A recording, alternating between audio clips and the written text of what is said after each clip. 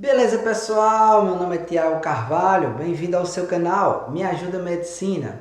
E hoje vamos estudar o controle da respiração. Vamos ver como o nosso sistema nervoso central e periférico atuam controlando a nossa respiração. Vamos estudar também como as concentrações de oxigênio, dióxido de carbono e íons de hidrogênio exercem influência no controle da nossa respiração. Beleza, pessoal? Roda a vinheta!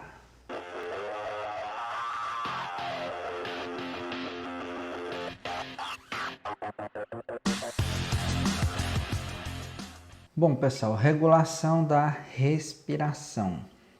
Esse é um slide introdutório que resume um pouco sobre tudo que nós vamos falar durante essa aula. E eu quero iniciar dizendo que a respiração é um processo involuntário. É o nosso sistema nervoso central que controla o nosso ato de respirar. Independente da nossa vontade, nós iremos respirar. Ninguém aí está lembrando que precisa respirar, não é verdade? Mas aí você pode dizer, mas eu tenho um controle da minha respiração. Eu posso respirar mais rápido, devagar. Eu posso até ficar alguns segundos sem respirar. Sim, isso é verdade, porque nós temos um componente voluntário da nossa respiração, que é comandado aqui pelo córtex motor. Mas a gente só consegue ter esse controle por alguns segundos, porque logo em seguida, o componente do nosso sistema nervoso central, localizado mais especificamente no tronco encefálico, os seus sinais eles se sobrepõem sobre os sinais do córtex motor, assumindo dessa forma o controle da nossa respiração. E nós temos aqui 4 principais sítios de controle da nossa respiração, que são esses daqui marcados de azul. Nós temos uma central de controle respiratório, localizada no tronco encefálico. Nós temos quimiorreceptores centrais, também localizados no tronco encefálico. Nós temos quimiorreceptores periféricos, que estão localizados no arco da artéria aorta e na bifurcação da artéria carótida. E nós temos também receptores mecânicos pulmonares, localizados nas vias aéreas superiores e inferiores. Então nós temos toda essa estrutura aqui, esse aparato, para assumir o controle ventilatório automático. E o objetivo da nossa respiração é manter as concentrações de dióxido de carbono, oxigênio e pH sanguíneo a níveis adequados, como nós vamos ver no decorrer da aula. Bom, pessoal, e nós temos um grupo de neurônios que são responsáveis pela regulação da nossa respiração. E esse grupo de neurônios, eles se localizam no nosso sistema nervoso central. Nessa imagem aqui, nós temos aqui uma divisão do nosso encéfalo. E esse grupo de neurônios, eles vão se localizar mais precisamente no tronco encefálico. Está aqui, o tronco encefálico, que é dividido em mesencéfalo, ponte e bulbo. Mas esse grupo de neurônios, eles vão se localizar mais precisamente na porção da ponte e do bulbo. Tá aqui a ponte de amarelo e o bulbo de azul. Esse grupo de neurônios, eles recebem nomes específicos. E o primeiro grupo de neurônios que nós vamos ver, ele se chama de grupo respiratório dorsal. Eles estão localizados na porção dorsal do bulbo. Eles estão na região mais posterior da região dorsal do bulbo. Eles estimulam os músculos responsáveis da nossa inspiração, enviando estímulos potenciais de ações via nervo frênico e nervos intercostais. Está aqui a relação dos músculos envolvidos na nossa inspiração. Mas na inspiração tranquila, pessoal, nós vamos ter o trabalho apenas do diafragma e dos músculos intercostais. Então, o que o grupo respiratório dorsal faz? Enviam potenciais de ações via nervo frênico e nervos intercostais, principalmente para o diafragma e intercostais durante a nossa respiração tranquila. Tá claro, pessoal? O grupo respiratório dorsal, ele controla o início da nossa inspiração e o ritmo respiratório. O grupo respiratório dorsal, ele está localizado no núcleo do trato solitário. E aí você me pergunta, o que é núcleo do trato solitário, Tiago? É uma região onde nós temos um aglomerado de detritos e axônios de neurônios. É uma região onde ocorrem intensas sinapses, intensa comunicação entre detritos e axônios de neurônios. E o núcleo do trato solitário, ele recebe estímulos de quimiorreceptores periféricos, barorreceptores e receptores pulmonares via nervo vago e nervo glossofaríngeo. Então, esses quimiorreceptores, barorreceptores, receptores são estimulados e eles enviam potenciais de ações via nervo vago, nervo glossofaríngeo até o núcleo do trato solitário para que o grupo respiratório dorsal realize as medidas necessárias no que se refere à inspiração, já que é ele quem controla essa parte do nosso processo respiratório. Então, aqui, o núcleo do trato solitário corresponde à terminação sensorial dos nervos vago e glossofaríngeo, que transmite sinais sensoriais para o centro respiratório a partir de quimiorreceptores periféricos, barorreceptores e vários tipos de receptores nos pulmões. Descargas inspiratórias rítmicas do grupo respiratório dorsal. Então, pessoal, o grupo respiratório dorsal, ele vai enviar potenciais de ações até os músculos envolvidos na inspiração, no caso diafragma e músculos intercostais externos, para que eles se contraiam, gerando dessa forma o espaço na caixa torácica para que os nossos pulmões se expandam e se encham de ar. Essas descargas, enviadas pelo grupo respiratório dorsal, elas são de forma progressiva e duram um período de 2 segundos. Então, num período de 2 segundos, o grupo respiratório dorsal envia sinais até os músculos que se contraem. Passado 2 segundos, o grupo respiratório dorsal ele cessa o envio desses sinais. No momento que ele cessa o envio dos sinais, os músculos eles param de se contrair e nós vamos ter aí o relaxamento. No momento do relaxamento dos músculos, se inicia o processo de expiração que vai durar 3 segundos. Além do relaxamento dos músculos, dos intercostais externos e diafragma, nós temos aí a retração elástica do tecido pulmonar, já que a expiração ela é um processo passivo. Então, na inspiração, nós vamos ter uma duração de 2 segundos e na expiração, nós vamos ter uma duração de 3 segundos. Juntando tudo, inspiração mais expiração, nós temos um total de 5 segundos, que é o tempo necessário para um ciclo. Sabendo dessas informações, nós podemos calcular a nossa frequência respiratória, que vai ser o número de vezes que nós inspiramos e expiramos por minuto. Então, como um ciclo respiratório dura 5 segundos e 1 minuto nós temos 60 segundos, esse cálculo é simples. Nós pegamos 60 segundos e dividimos por 5 segundos. E nós vamos ter o valor de 12 incursões por minuto durante uma respiração tranquila. E como a descarga enviada pelo grupo respiratório dorsal até os músculos, ela é de forma progressiva, nós falamos que é um sinal inspiratório em rampa, porque ele vai aumentando gradativamente. Então nós temos aqui, o sinal nervoso transmitido para os músculos inspiratórios é de início débil, com elevação gradativa por 2 segundos.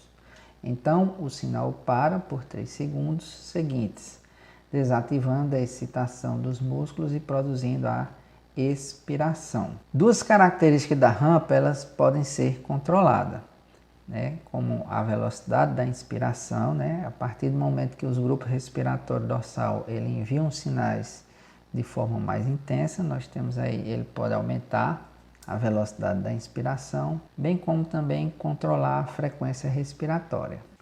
Bom, pessoal, e o segundo grupo de neurônios responsável pelo controle da nossa respiração, nós chamamos de grupo respiratório pontínuo ou pneumotáxico. Alguns livros chamam de pontínuo, outros chamam de pneumotáxico.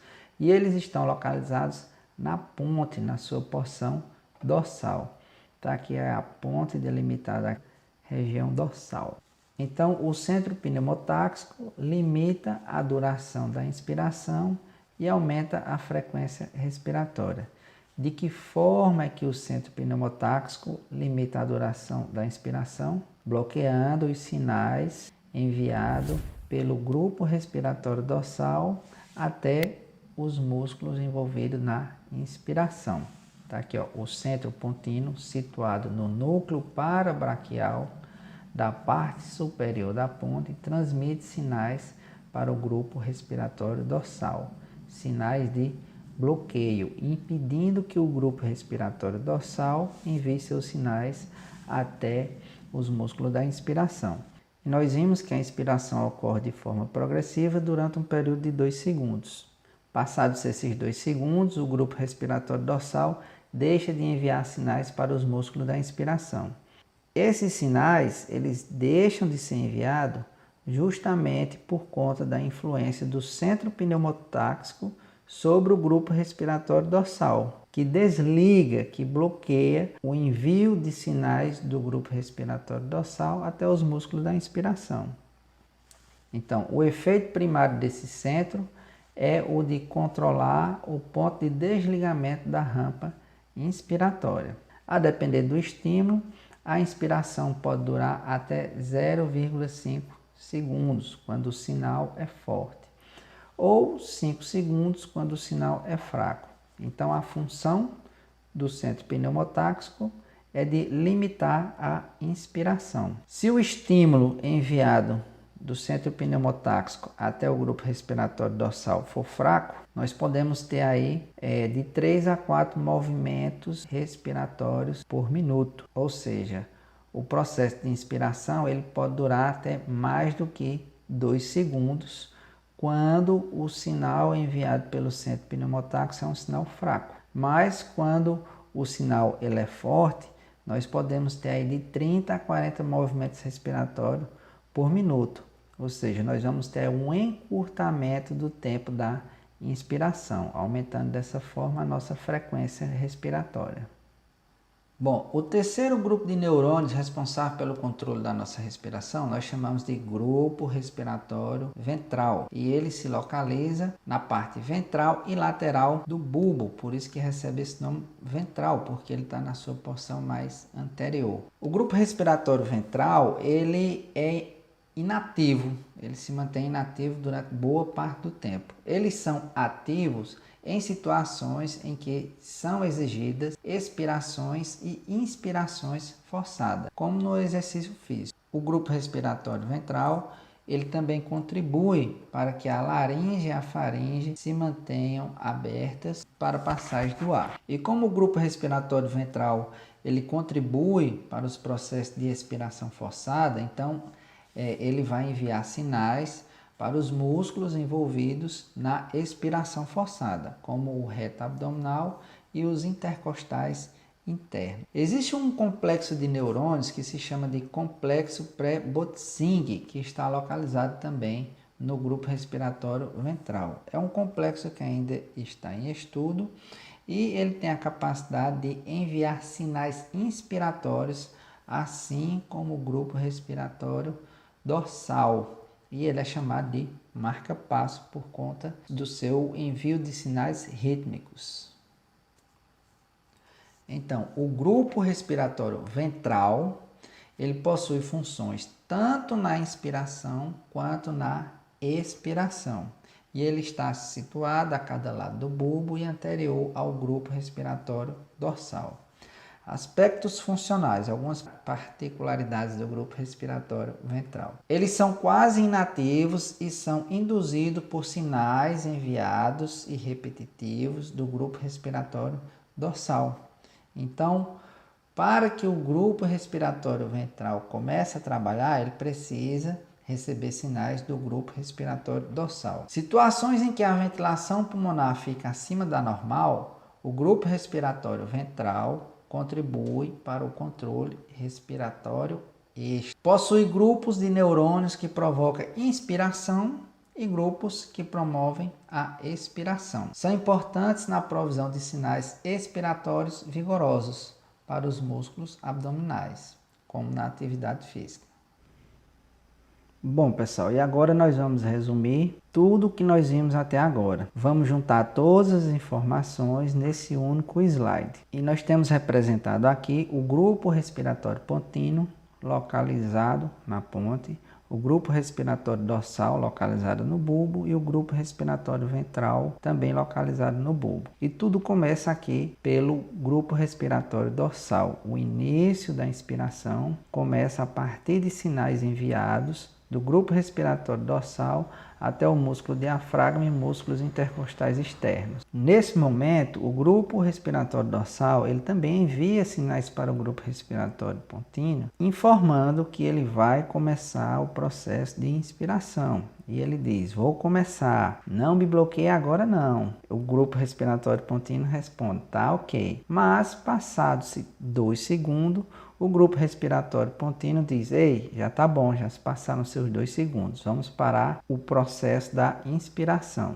E envia uma mensagem bloqueando o grupo respiratório dorsal para que ele não envie mais sinais até os músculos diafragma e intercostais externos. Dessa forma, o grupo respiratório pontino ele contribui para a manutenção de um ritmo uniforme. E aí ele diz: ei, já pode parar. Já o grupo respiratório ventral, ele se mantém inativo durante a maior parte do tempo, porque ele só inicia sua atividade em momentos em que são exigidos uma inspiração e expiração forçada. Tá aqui, ó, inativo na expiração espontânea. Mas em situações em que nós precisamos de uma ventilação maior, de uma ventilação extra, o grupo respiratório ventral ele é ativado mediante o envio de sinais do grupo respiratório dorsal pedindo um socorro, uma ajuda para o grupo respiratório ventral. Então ele diz: ei, me ajuda aí, envia seu sinal até o grupo ventral para que ele auxilie, ajude o grupo respiratório dorsal nessa ventilação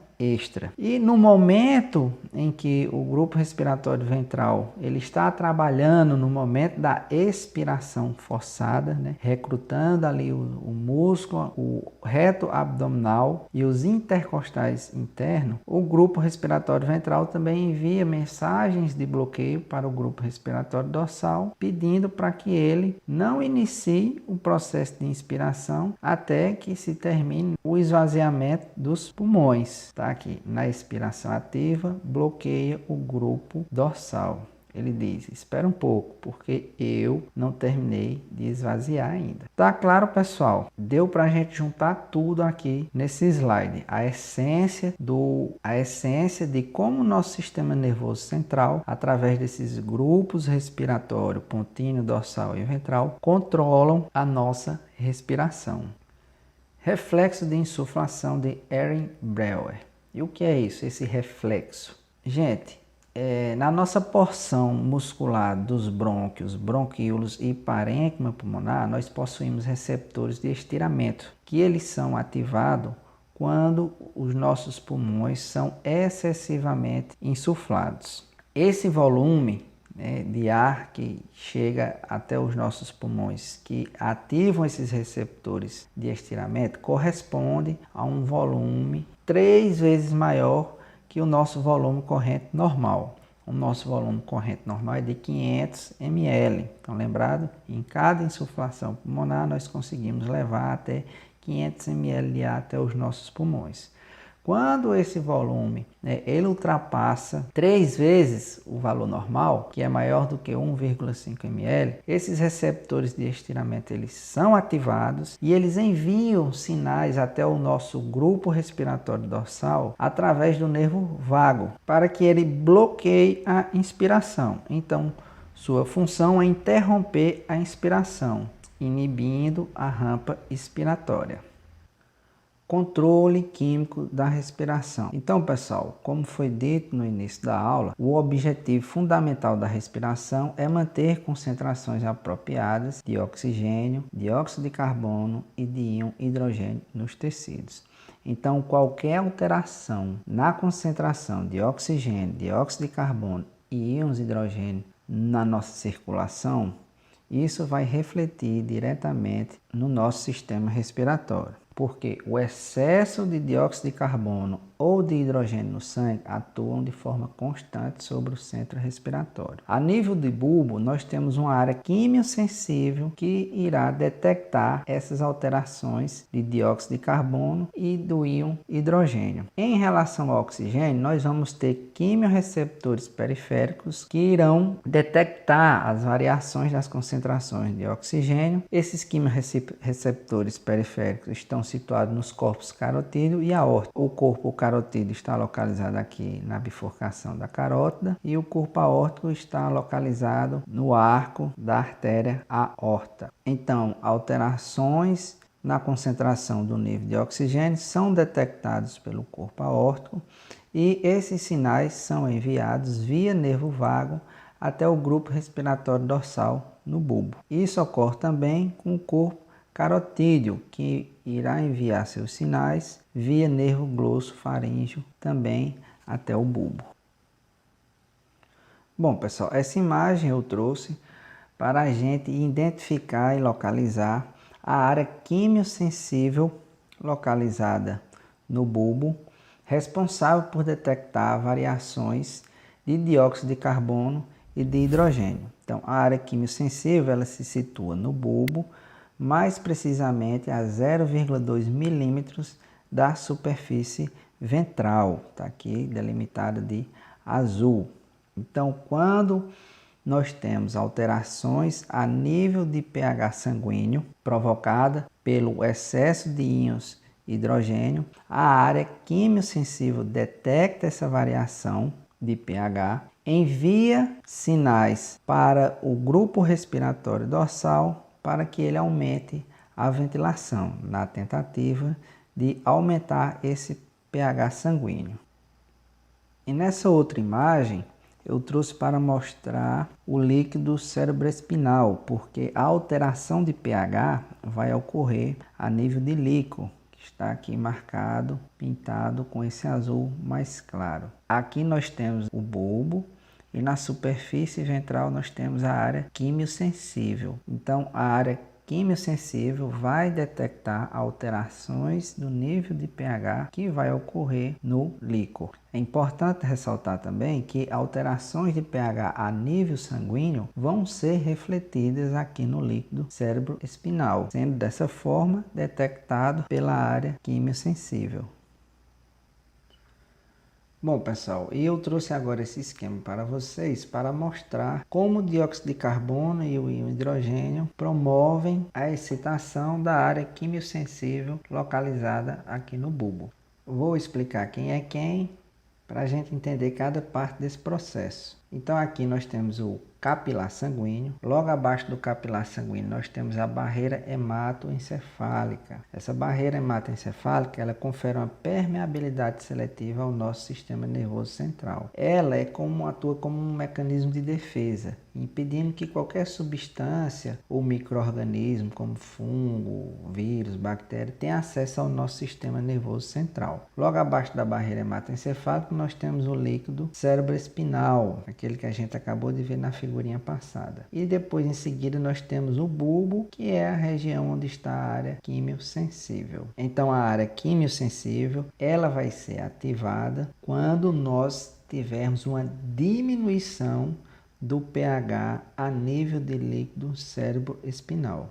E quem é que promove a diminuição do pH? O íon hidrogênio. Então dessa forma nós falamos que o íon hidrogênio ele atua de forma direta estimulando a área quimiosensível. Já o dióxido de carbono, ele atua de forma indireta. E eu vou explicar por que ele atua de forma indireta. Aqui nós temos o capilar sanguíneo. E vamos ler esse tópico aqui. A diminuição do pH sanguíneo tem pouco efeito sobre os quimiorreceptores centrais. Por que isso? O pH, por mais que ele diminua aqui no capilar sanguíneo, ele não vai conseguir estimular a área quimiosensível. Porque quem é que estimula a área quimiosensível? Os íons hidrogênio. E os íons hidrogênio presentes no capilar sanguíneo, eles não conseguem ultrapassar a barreira hematoencefálica. O hidrogênio vem pela corrente sanguínea,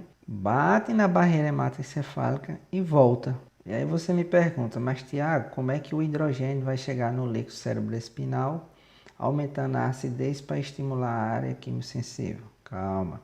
Vamos voltar aqui para o dióxido de carbono. Então, o dióxido de carbono, ao contrário do íon hidrogênio, ele já tem uma boa permeabilidade quanto à barreira hematoencefálica. Então, ele passa de forma livremente pela barreira hematoencefálica, chegando até o líquido cerebroespinal. Uma vez presente aqui no líquido cerebroespinal, o dióxido de carbono ele vai reagir com a água aqui presente, formando o ácido carbônico. O ácido carbônico, por sua vez, vai se dissociar nos íons hidrogênio e bicarbonato. E olha aqui o íon hidrogênio presente, aumentando a acidez do ambiente. Então, apesar do dióxido de carbono não promover o estímulo da área quimiosensível, é por conta da sua saída do capilar sanguíneo até o líquido cerebroespinal que nós vamos poder ter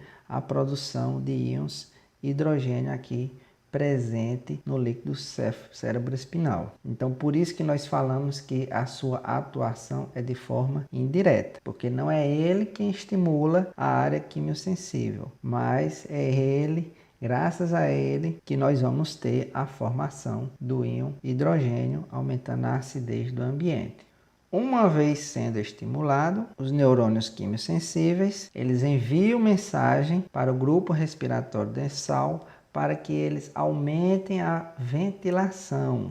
Com o aumento da expiração, mais ar vai estar sendo expirado, ou seja, mais dióxido de carbono vai estar sendo jogado para fora, diminuindo dessa forma a sua concentração na corrente sanguínea. Por sua vez, a partir do momento que temos a diminuição do dióxido de carbono na corrente sanguínea, nós também vamos ter uma menor concentração de dióxido de carbono presente no líquido cerebroespinal disponível para a formação de íons hidrogênio. Ficou claro, pessoal? Qualquer coisa, volta o vídeo e ouve novamente, acompanha a explicação. Então, para finalizar, os quimiorreceptores centrais respondem diretamente às mudanças de pH no líquido cerebroespinal. Efeito estimulatório reduzido do dióxido de carbono após os primeiros 1 a 2 dias. A excitação do centro respiratório pelo dióxido de carbono ocorre nas primeiras horas. Então, assim que nós temos um aumento da concentração de dióxido de carbono, ele já vai estimular a área quimiosensível lá do bulbo. Mas, a partir do primeiro e segundo dia, nós temos a redução do efeito para cerca de 1/5. E por que isso ocorre? Parte desse declínio se origina do reajuste renal. Nesse momento, pessoal, nós temos aí a participação dos nossos rins, pois os nossos rins aumentam a reabsorção do íon bicarbonato sanguíneo que se une ao íon hidrogênio. Então, a partir do momento que o bicarbonato se une ao hidrogênio, nós vamos ter aí um aumento do pH sanguíneo e diminuição da acidez. Então, se nós nos encontrarmos em uma condição em que a concentração de dióxido de carbono ela esteja aumentada por mais de 1 ou 2 dias, os nossos rins eles já vão trabalhar reabsorvendo uma quantidade maior do íon bicarbonato na tentativa de neutralizar o íon hidrogênio, aumentando dessa forma o pH sanguíneo. Portanto, a variação sanguínea de CO2 exerce um potente efeito agudo na atividade respiratória, mais fraco efeito crônico. Porque se essa condição demorar, os nossos rins já irão trabalhar a nosso favor. Bom, sistema quimiorreceptor periférico, papel do oxigênio. Nós já falamos um pouco sobre os quimiorreceptores periféricos, mas vamos adicionar mais algumas informações. Então, os quimiorreceptores periféricos, eles são sensíveis principalmente à alteração na pressão parcial de oxigênio. Eles são representados pelos corpos carotídeos, localizados na bifurcação da artéria carótida, e enviam seus sinais via nervo glossofaríngeo até o grupo respiratório dorsal no bulbo. Nós temos também os corpos aórticos, localizados no arco da artéria aorta, e enviam seus sinais via nervo vago até o grupo respiratório dorsal, também localizado no bulbo. Os corpos carotídeo e aórtico, eles possuem um fluxo sanguíneo arterial muito alto, que chega a 20 vezes o seu peso. Isso é importante porque permite que eles detectem a menor alteração na pressão parcial de oxigênio. Eles são ativados a partir do momento em que a pressão parcial de oxigênio diminui para valores de 70 milímetros de mercúrio, sendo sua atividade intensificada quando a pressão parcial de oxigênio diminui para valores inferior a 60 milímetros de mercúrio. Eles também são sensíveis ao aumento da pressão parcial de dióxido de carbono e íons hidrogênio, só que em menor grau do que o oxigênio. Agora nós vamos ver como os corpos carotídeo e aórtico estimulam suas fibras aferentes, o nervo glossofaríngeo e o nervo vago, estimulando essas fibras aferentes para que elas levem a informação até o grupo respiratório dorsal. Então, os corpos eles possuem células características chamadas de células glomosas, que são essas daqui que nós vamos estudar agora. E o que ocorre nas células glomosas? São as células glomosas que irão detectar a diminuição da pressão parcial de oxigênio. Nesse momento, em que a pressão parcial de oxigênio está diminuída, seus canais de potássio se fecham, aumentando dessa forma a concentração do potássio no interior da célula. Esse aumento do potássio gera um aumento de voltagem no interior da célula. E esse aumento de voltagem permite que canais de cálcio sejam aberto, porque esse canal de cálcio é dependente de voltagem. Quando a voltagem aumenta, esses canais vão serem abertos. Dessa forma, o íon cálcio que estava do lado de fora vai entrar para o interior da célula glomosa e com a entrada de cálcio, neurotransmissores são liberados, que pode ser dopamina, acetilcolina ou ATP. Esses neurotransmissores, por sua vez, vão estimular as fibras aferentes, no caso o nervo glossofaríngeo ou nervo vago, que irão levar a informação até o grupo respiratório dorsal. Nesse slide aqui nós vamos ver como a diminuição da pressão parcial de oxigênio pode aumentar de forma significativa a ventilação. Então, para pressões parciais de oxigênio superiores a 10 milímetros de mercúrio, a ventilação praticamente não se altera. Mas, sob pressões menores de 100 milímetros de mercúrio, a ventilação aproximadamente se duplica. E quando a pressão parcial de oxigênio, a nível arterial, ela declina para 60 milímetros de mercúrio, momento esse em que os corpos carotídeo e aórtico eles estão em intensa atividade, estão lembrados? A ventilação ela pode aumentar até 5 vezes. Percebam aqui nesse gráfico aqui, de vermelho nós temos aqui a ventilação aumentando. Nessa linha aqui graduada de baixo, nós temos aqui a pressão parcial de oxigênio. Então, quando a pressão parcial de oxigênio está aqui a 60, percebam que a ventilação ela já começa a aumentar de forma bem elevada. Portanto, a baixa pressão parcial de oxigênio arterial controla o processo ventilatório de forma bastante intensa.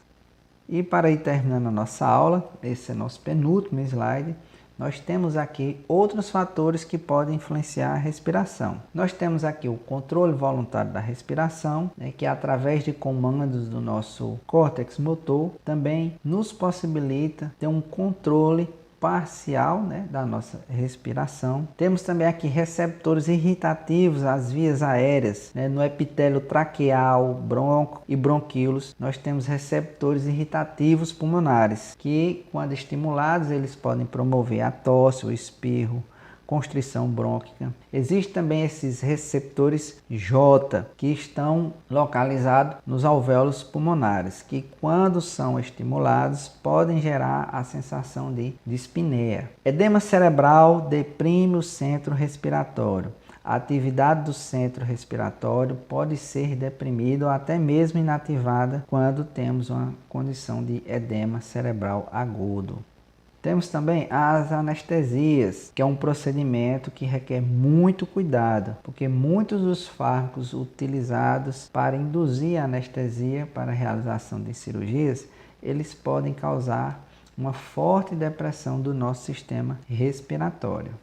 E para finalizar, temos aqui a apneia do sono. O termo apneia, pessoal, significa ausência de respiração. Como aqui estamos falando de apneia do sono, então nós vamos ter aqui uma ausência de respiração espontânea durante o sono normal por períodos curtos. Essa ausência de respiração ela pode durar 10 segundos ou mais e pode ocorrer de 300 a 500 vezes na noite pelo bloqueio da respiração. Essa é uma condição, pessoal, que é muito comum em pessoas obesas, porque nós temos aí a deposição, né, de tecido adiposo nas nossas vias aéreas superiores, dificultando dessa forma a passagem do ar. Então, é caracterizada por forte respiração sonora, no caso os roncos, e trabalhosa após o adormecimento. O ronco seguido de período de silêncio, ausência da respiração, apneia. O ronco, ele vem a ser o quê? Um bloqueio parcial. Nesse momento, o ar ainda consegue chegar até os nossos pulmões, só que com uma certa dificuldade. E no momento em que ocorre o silêncio, nós temos ali o período da apneia propriamente dito, a ausência da respiração. No período da apneia, nós temos a diminuição da pressão parcial de oxigênio e aumento da pressão parcial de dióxido de carbono, o que estimula intensamente a respiração por conta de todos os processos que a gente acabou de estudar. E nós temos consequências negativas muito importantes. A pessoa que sofre de apneia do sono, ele vai ter um sono agitado e fragmentado durante a noite. E durante o dia, ele pode estar sonolento por conta de não ter dormido de forma adequada. A frequência cardíaca ela pode aumentar. Nós podemos ter também aí uma hipertensão pulmonar e sistêmica, e o paciente com apneia do sono ele apresenta um risco maior de ter doenças cardiovasculares. De volta, pessoal, a nossa aula está chegando ao fim. Espero que vocês tenham gostado. Particularmente, esse foi um assunto que despertou muito interesse, porque eu tinha muita curiosidade em saber como o nosso sistema respiratório era controlado. E se você gostou, deixa um like, se inscreve no canal, ativa o sininho. Gosto bastante quando vocês deixam algum comentário falando sobre a nossa aula. E lembre-se, nem só de pão viverá o homem, mas também de muito estudo. Deus abençoe a todos e até o nosso próximo encontro.